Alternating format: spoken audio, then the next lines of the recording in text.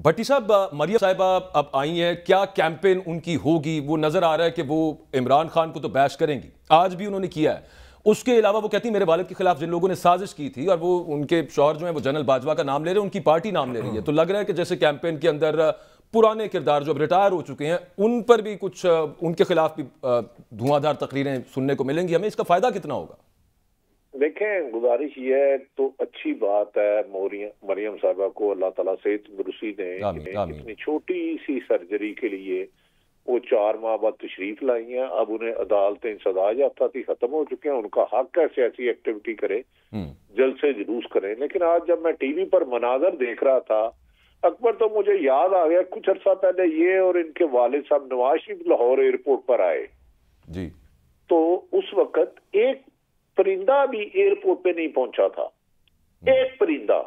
Even के मोहतरम मौजूदा वजीर आजम शहबाज शरीफ साहब मुस्लिम मस्जिद लोहारी से निकले और 6-8 घंटे तक जो इस्लामाबाद लंदन से जहाज निकला, अबू धाबी हुआ, रुका 8-10 घंटे। तो लेकिन ये इनकी शहबाज शरीफ साहब की गाड़ी एयरपोर्ट नहीं पहुंची और मरियम नवाज ने अपने वालिद नवाज शरीफ को उधर कहा कि मैं देखूं चचा बाहर आए होंगे। लेकिन इत्तेफाक है, उन्होंने कहा इस बार लोग तो क्या चचा भी सगे नहीं आए। तो आज कहते हैं रश इतना था, फंस गए शायद वहीं पे, वो आते आते उनसे पहुंचा नहीं किया। वहां पे लोग इतने ज्यादा तादाद में थे सड़कों के ऊपर। आज की सूरत आप कैसे देख रहे हैं भट्टी साहब? आज तो एक अच्छा शो हो गया। नहीं, आज यकीनन देखें, जहां तक हमारी इतला है अच्छी बात है। खसूसन इर्द गिर्द के एयरपोर्ट वालों ने पैराशूट से सफर किया है एक जगह से दूसरी जगह जाने का। आज कमो बेशतर सुना है 5000 हेलीकॉप्टर लाहौर में किराए पे रेंट पे थे कि जाती उमरा से एयरपोर्ट रश बहुत ज्यादा था, बम्पर के साथ बम्पर था, बंदे के साथ बंदा था। यहां तक कि लोगों ने बड़ी आसमान पे जाने के लिए जहाज की बजाय इंसानों की सीढ़ियां बना ली। तो एक अच्छी बात है, सियासी एक्टिविटी होनी चाहिए, ये बड़ा खुश आइंद बात है, मैं इसकी तारीफ करता हूं। लेकिन ये सियासी एक्टिविटी लाहौर जमान पार्क में रोक कर एयरपोर्ट पे जलसागाह बनाना ये समझ से बाहर है। लेकिन सियासी एक्टिविटी होनी चाहिए। वो कहती ना, अब लाहौर पंजाब के हर जिले के अंदर हमारी कैंपेन तैयार है। एक मुझे ना भट्टी साहब उनकी आज जो बात थी ना, वो उससे मुझे बड़ा एक खौफ सा क्रिएट हुआ है उन लोगों के लिए जो तहरीक इंसाफ से मुनहरिफ हुए। तो उन्होंने कहा कि टिकट मेरिट पे मिलेंगे, उन लोगों को मिलेंगे जिनकी पार्टी से पुरानी वापसगी है। मुझे लग रहा है कि राजा रियाज, नूर आलम वगैरह इनके साथ ज्यादती ना हो जाएगी, उनके साथ टिकट का वादा था।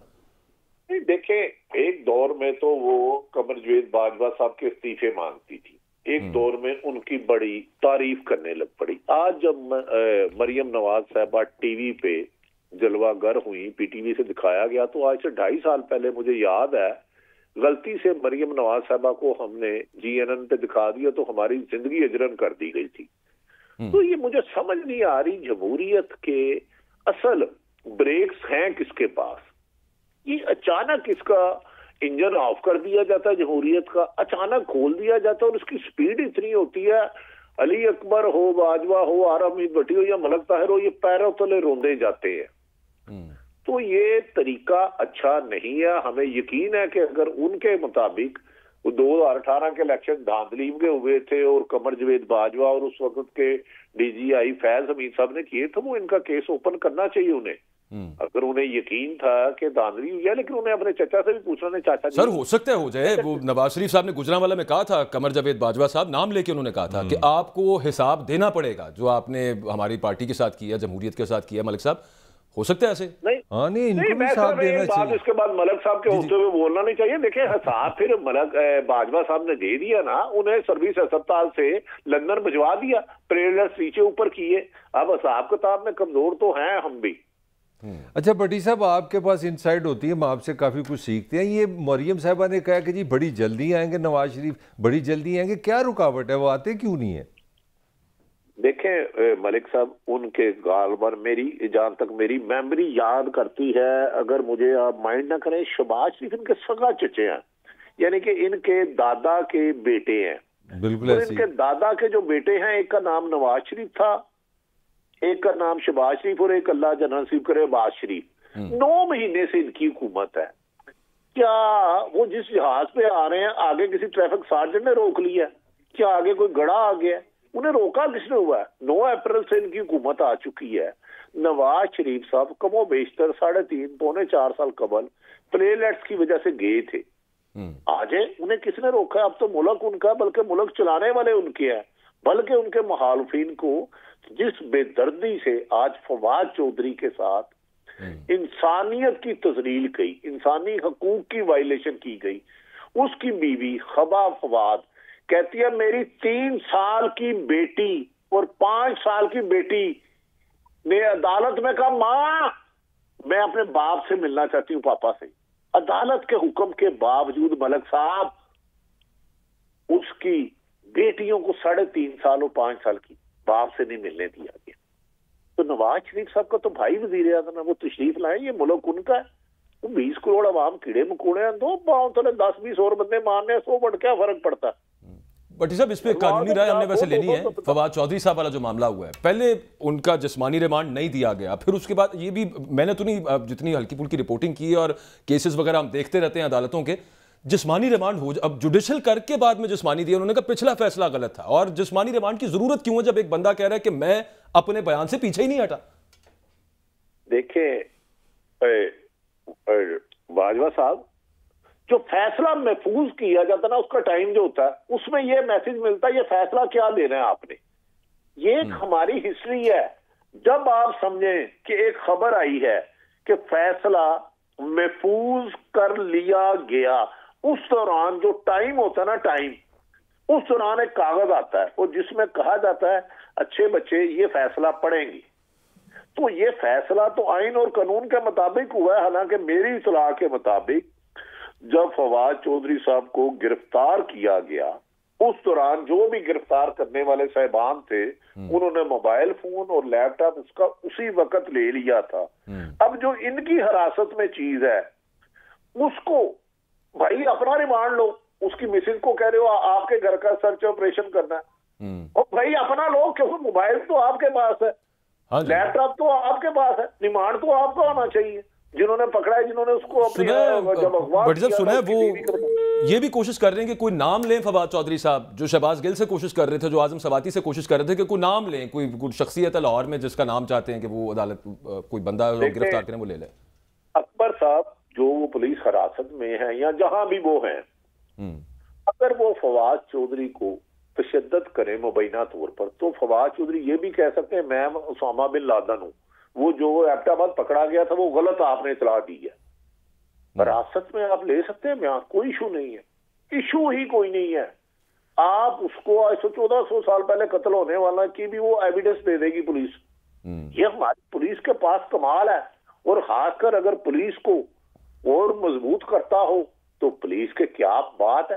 وہ تو یہ کہ مجھے لگتا ہے لیاقت علی خان کا قتل نہ اس سے منوا لے، فواد چودھری ان کی پیدائش سے پہلے ہوا ہے، لیکن یہ پولیس کے پاس آرٹ ہے اور یہ عدالتیں اس پہ سزائیں بھی دیں گی. بٹی صاحب ایک اور بڑی عجیب بات ہے، جو اپوزیشن ہیڈ تھا، چلیں اب تو اسمبلی ختم ہو گئی، حمزہ شہباز کدھر گیا؟ وہ کس ملک میں ہے؟ وہ کون سی دنیا میں ہے؟ وہ ویئر از ہی؟ یہ مطلب سمجھ سے باہر ہے. ایک کمان میں 2-3 نہیں رہ سکتے. حمزہ نواز پی ٹی آئی ان کا حق ہے، نون لیگ جو مرضی کرے. آج آپ نے دیکھا ہوگا جہاز کے اندر درجنوں مسلم لیگ نون کے وزراء اور مشرا اندر انہیں لینے گئے. حمزہ شہباز 22 ماہ اندر رہے. 22 ماہ جب مشرف سے بھی ڈیل ہوئی تو حمزہ شہباز ادھر رہے، مریم نواز صاحبہ باہر چلے گئی. آج آپ ان کی بجائے مریم نواز کو بنا دیں جس کی شہادت ہو کہ میں حمزہ کو مین سٹریم میں نہیں دیکھنا چاہتی. شاہد حقان عباسی سب کیوں نہیں نظر آئے مجھے یہ بتائیں. خواجہ آصف نے جانا تھا، وہ تو ویسے ہی مشرف ضیاء الحق کی کابینہ میں بھی تھے، کوئی فرق نہیں پڑتا. اچھی بات. اس سے ویسے ایک سوال یاد آ گیا، یہ آپ سے پوچھنا بھی تھا ہم نے بٹی صاحب، وہ یہ کہ شاہد خاقان عباسی صاحب کے حوالے سے مریم صاحبہ نے کہا ہے کہ ان کی لائلٹی پر کسی قسم کا ہمیں کوئی شک نہیں ہے.